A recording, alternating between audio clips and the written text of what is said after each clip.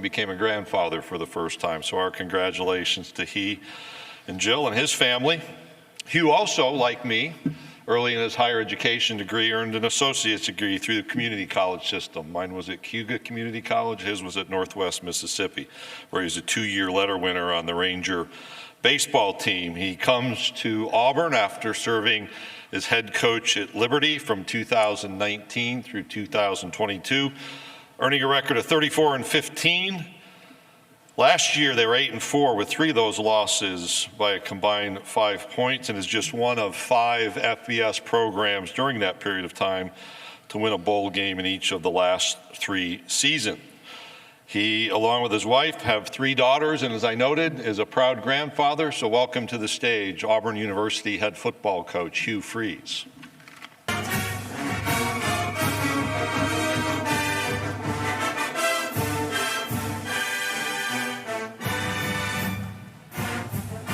Well, it's good to be back. I thank Commissioner Sankey and all the guys, Coach Cutcliffe in particular, who's a great resource for all of us coaches in the SEC office, and Commissioner Sankey's been incredible support and obviously a lot of wisdom that I've sought from him through the years, and he's always shot me dead straight and been very truthful with me, which I respect and really, really admire and love.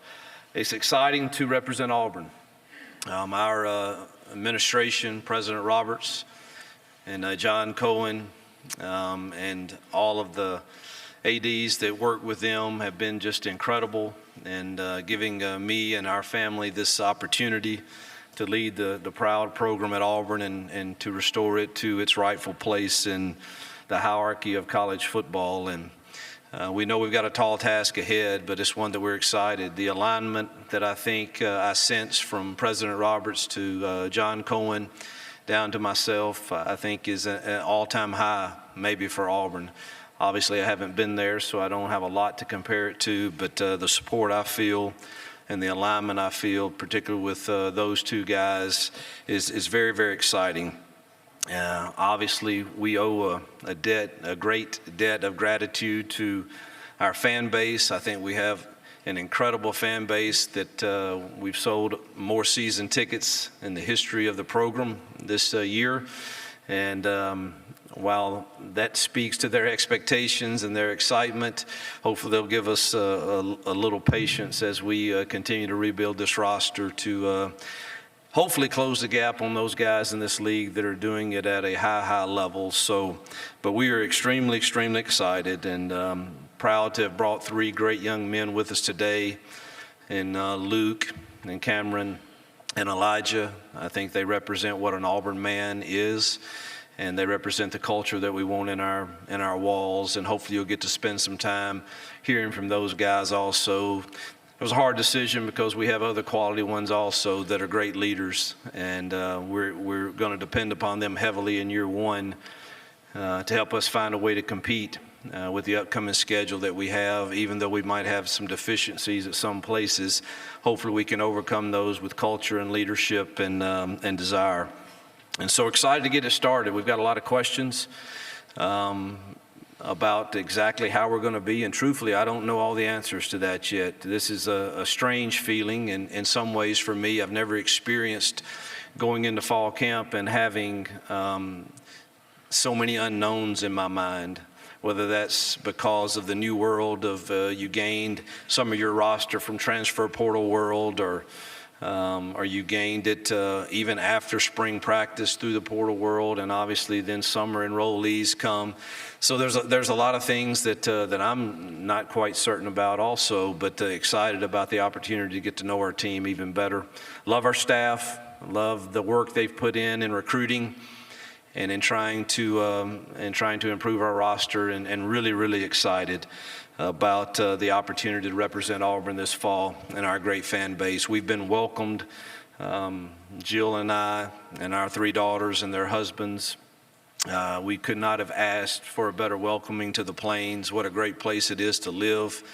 And we're excited about putting our roots down there and building this program back to what it's been. It's been only one of 6 programs to play for 2 national championships in the last 13 years.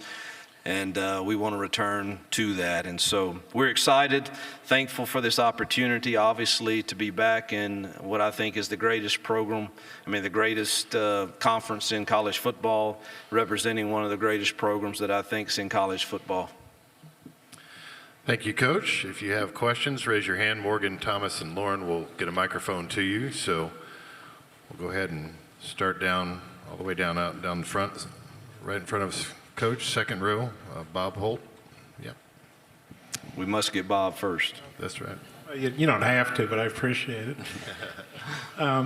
Hugh, you look at the SEC of the last several years, there's a lot of coaches like yourself that have had 2 stops, guys like Spurrier and Nick Saban, you could go on and on. When you left Ole Miss, did you have a feeling maybe you could be able to work your way back to Auburn, to the SEC somewhere? What does it mean to you to have done that? And I think you're the 3rd Arkansas State coach to be at Auburn now. I was wondering what you thought about that.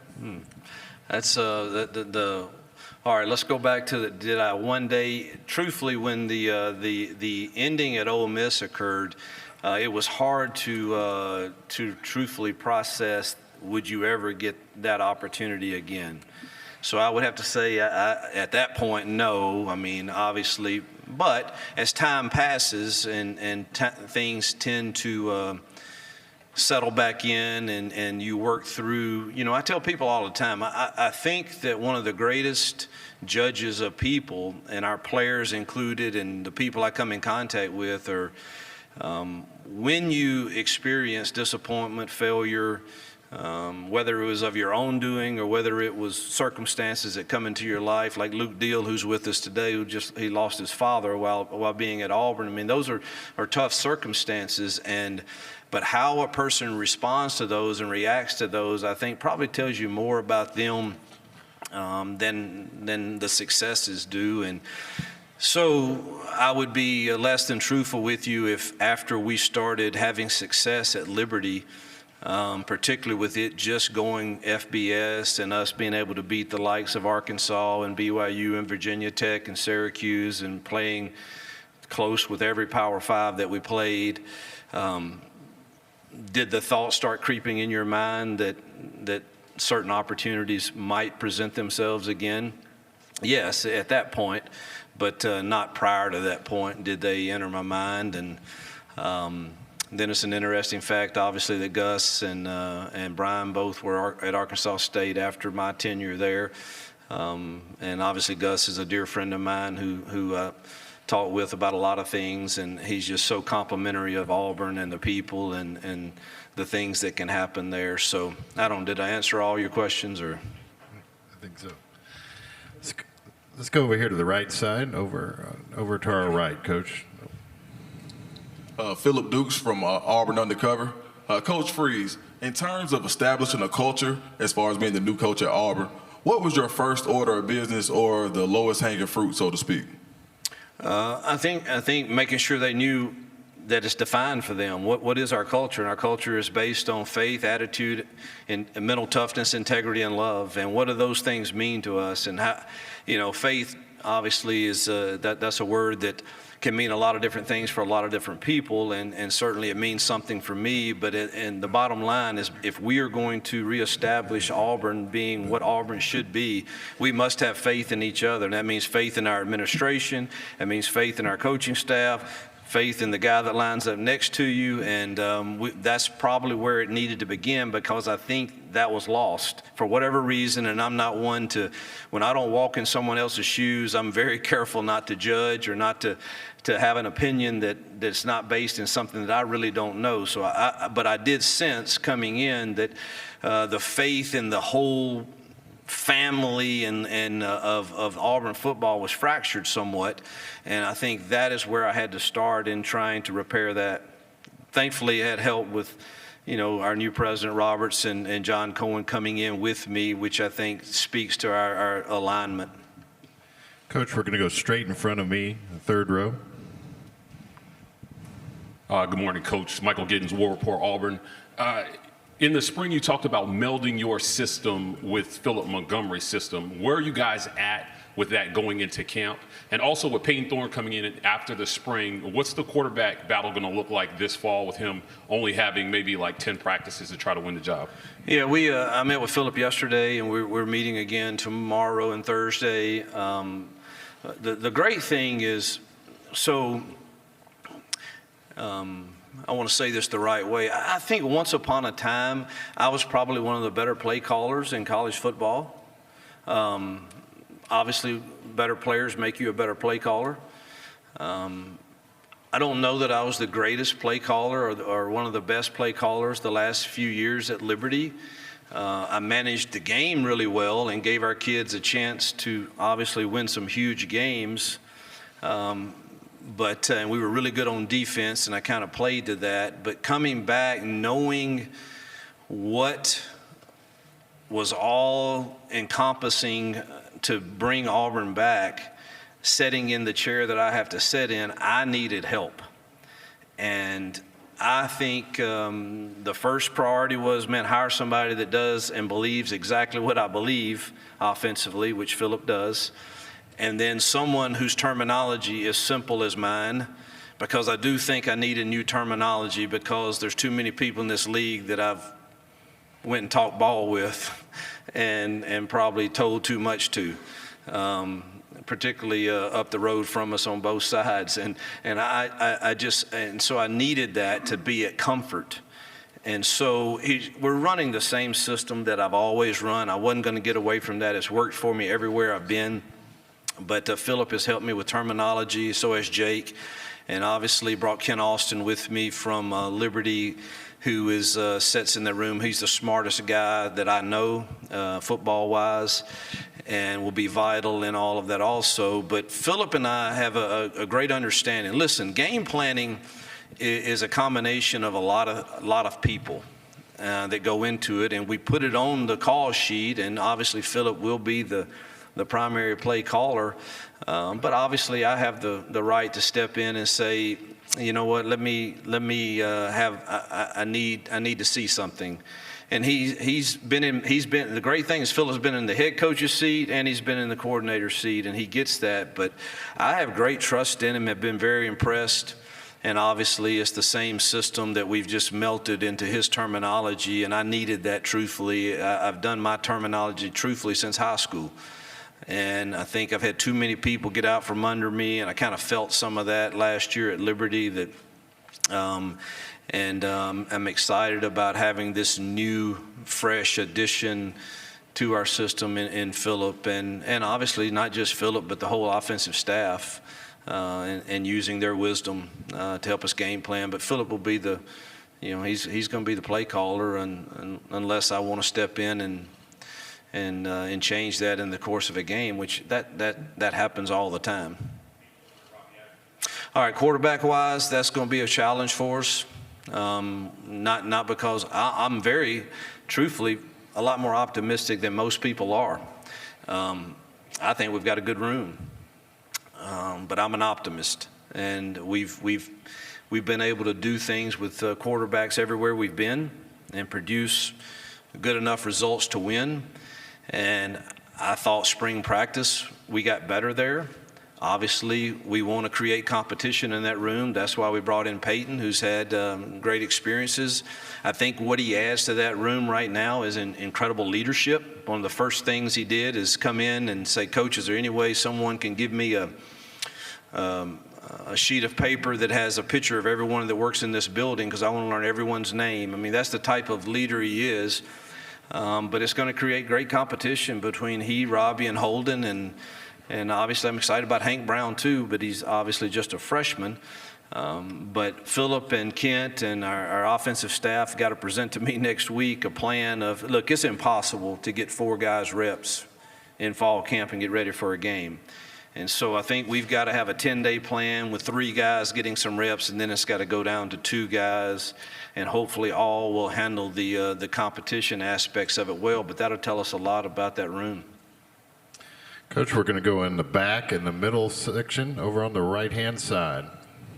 Coach Bryce Kuhn for 24/7 Sports. You talked about the alignment from top to bottom with administration, but just wanted to kind of get your thoughts on where do you feel like Auburn fits in as we get ready to see a new SEC, expanded playoff, all of that, and was that conversations that you had before you took the job?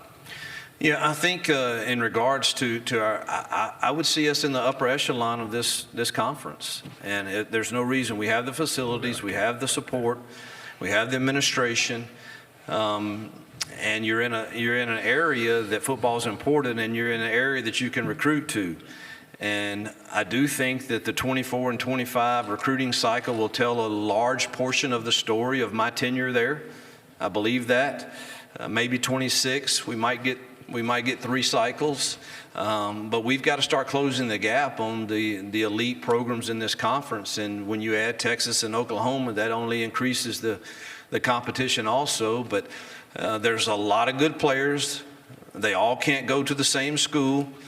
And obviously the transfer portal world adds another dynamic to it, how good you are at holding on to the ones you do have in your room, and then attracting ones that may go in that can, fill some holes for you.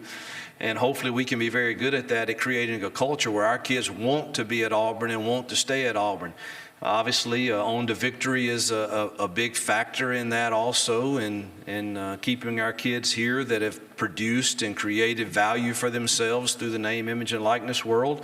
And so all of that's going to play a role in it, but I see no reason why Auburn shouldn't be one of the upper half and competing every year. And look, if you're in the upper half of this conference, you get a break here or there, you're in the playoffs. And then you've got a real chance, and that's where I see Auburn. Coach, we'll go in the section in front of me alongside the aisle. Coach Freeze, Drew DeArmond, WZZN Radio, Huntsville, Alabama. You've been a great offensive mind and always had a knack for creating explosive plays. And I know after spring, one of the mantras was to add explosiveness to the offense. I wanted to know how you see Brian Battie fitting in, and also Caleb Burton from Ohio State, and how quickly do you teach them your scheme that you just said you've had the same scheme for your entire career?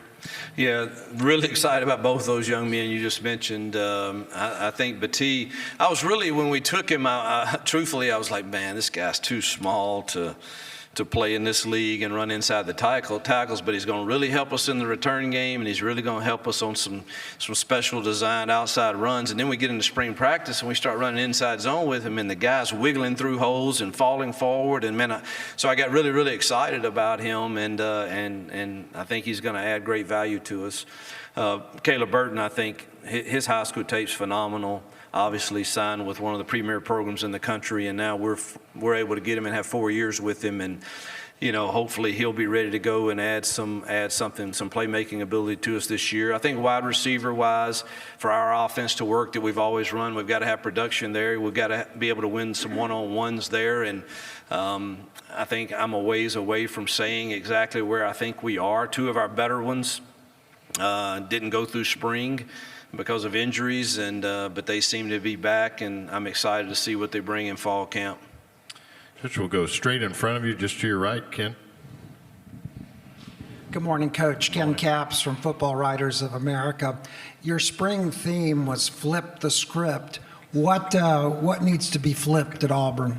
Yeah, I get that. I teach a series every spring and fall.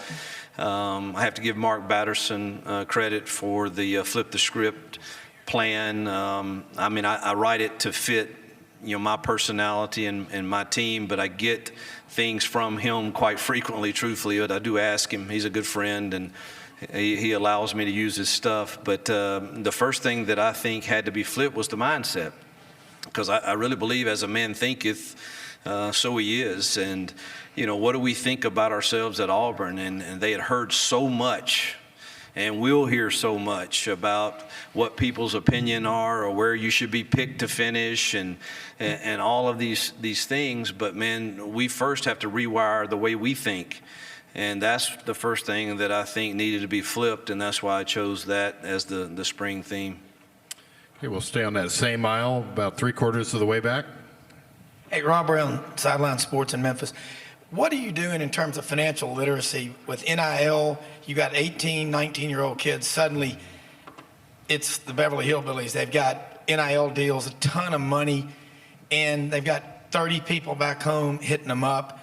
Are you getting and having those serious conversations? And also, how much is it changing the culture in the locker room when, say, one guy's getting a big NIL deal and the people around him are not? All right, this one could take a while to answer, but the education part I think is absolutely vital. We're creating a SOAR program within our building that stands for the students and their opportunities that they're getting both athletically, academically, and with the resources that they have. And I have 5 people that work in that arena. They don't have anything to do with football. They have to do with our player development and how are we going to educate them. And we also depend upon, once a deal is done, after they've gotten to our campus and a deal is done with On to Victory, they have an incredible board that is set up with financial advisors that are willing to help them do that. But I tell every kid that I think you're very, very wise if you take us up on the resources we're offering you. And ultimately, they get to make that decision, but I do think you're dead on that if we're not educating them, then, we're just setting ourselves up for even more issues. I think it's incredible that young men get to benefit. Do I think that at some point it needs some more parameters around it? Of course, you've heard that. But I do think that managing the locker room is one of the things that keeps you up at night as a coach right now. I was very candid with our team and said, listen, how many of you wanted the NIL opportunities? How many hands you think went up? All of them. I said, that's great, but you also need to know that it will never totally be fair in your eyes, but accept it as a blessing and be accountable for yours. And will everybody hear that message and accept it? I sure hope so. I think the ones that do are going to have a better chance to have a better team. But that's the reality that we live in, that life is not always fair. And everyone won't look at everybody else in the sports writing world or in the coaching world and feel like, man, I got the fairest deal that he got. Or and until we start, we need to quit looking at other people, because comparison is the chief enemy of joy, and it'll steal it, and it'll steal from our team. And we've got to focus on, man, the facts are that, man, I'm very blessed that I am getting this education, that I'm getting the opportunities that a collective deal may give me. Man, that is a blessing. And so rejoice in that and go work as hard as you can to get a better blessing. Coach, we'll go in the section right in front of me here on the aisle. Hugh, Joe Goodman, AL.com. I've been told by coaches in the game that no one is better at second half adjustments in college football than you are. I was wondering, how do you approach that, and what are your keys to success there? And then I have a follow-up. Well, what coach said that? I hope was it Coach Saban? That would be nice to come from him. I do think we've been very good at that through the years. We typically have been able to come out and have good adjustments. Truthfully, I always hold a few things till the second half. I don't know if that's wise, that I think are going to be good, but I've instructed our staff, let's kind of hold on that until the second half. But I don't know. I lean on our coaches a lot. It's not just me. It's us getting in and everybody saying this is exactly what we're getting on second down. This is exactly what we're getting on first down. And then you being wise enough to use the analytics that you have to say, coaches are creatures of habits. And if this is what they've done on every second and long, then what is our best call? And that should be the first call we make, the next second and long we get. So, I mean, that's not some mystery, or I'm sure other coaches do the same thing. And but I don't know. I make my O-line coach change his clothes at halftime if we're not doing well. I don't know if that helps, but I do. I mean, Matt Luke started that for me, truthfully. We were losing our first game at Ole Miss to a 1AA opponent, and it wasn't going well, and he changed all of his clothes, and we rolled up a bunch of numbers the second half, and that from that point on, our entire 5 years together, Matt knew he had to change clothes at halftime if things weren't going well. that include his underwear? I don't know. You'll have to ask him that. I'll have to spring that on Jake, our O-line coach. I haven't told him that yet. And then the last question, is Jarquez Hunter going to be available to participate in the beginning of fall camp? Yeah, I'm not allowed to comment on universities' policies or procedures at this point. Okay, we'll go over here to our left, third row. Hey, Coach. Hugh Freeze, Jonathan Hoppy with WTVM. When you talked a couple of months ago, you mentioned there about the talent gap between you guys and some of the teams. You think it's maybe too early to tell? Do you have a better idea now? And as you go into fall camp, what kind of things will you look for to try to figure out how close you might be? Here's what I really believe, and I want to be careful not to. I love our team. They're my team. They're Auburn's team, and we're going to coach the heck out of them. Does our roster from top to bottom look like Alabama's, Georgia's, LSU's, Florida A&M, Ole Miss? I don't know yet. I know a couple they don't because I've watched the tape. But do I think we've improved Auburn with the additions that we've had since I've been there? Yes. Does that mean we closed the gap at all? I have no clue. I do know we improved Auburn. And I hope that means that we somehow close the gap enough to, if we have a good game plan, to be in some of those games in the fourth quarter and have maybe a shot to pull an upset. But it's too early for me to really say, but I do know we improved our roster. But at the same time, they're constantly improving theirs, it seems like. Coach, we'll go all the way to the back, right in front of the camera, in the back row. All right, Culver Jones, CFBAD podcast. Couple questions ago, Coach, you mentioned you know who. How important are the games, first of all, against Alabama in the Iron Bowl, and maybe the overshadowed rivalry against Georgia for y'all? Yeah, I don't think it's overshadowed at all. I mean, the Iron Bowl is what it is, and I don't have to be educated on that. I've been a part of some big rivalries, and I understand that in most polls this would be number one in the rivalry. So I know what it means to the people that support our university and our football program. I won't need to be educated. I've always taken great pride in walking into a new program and saying, listen, they currently are the gold standard, and it's what we want to be. And we welcome that opportunity, and we welcome that challenge. And I have great respect for Nick. He's actually a good friend, and what he's done there. But there's so many good coaches in this league that do such a great job, and many of them do it with less than what others have. But I relish the opportunity to play the Alabamas and Georgias, and I know they're tall task, and I know that they're, who you're going to get measured against in my tenure there. And so I'm excited about those games, as our kids will be.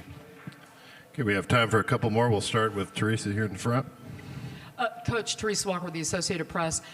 You mentioned talking to your players about the NIL and things like that and being in the locker room.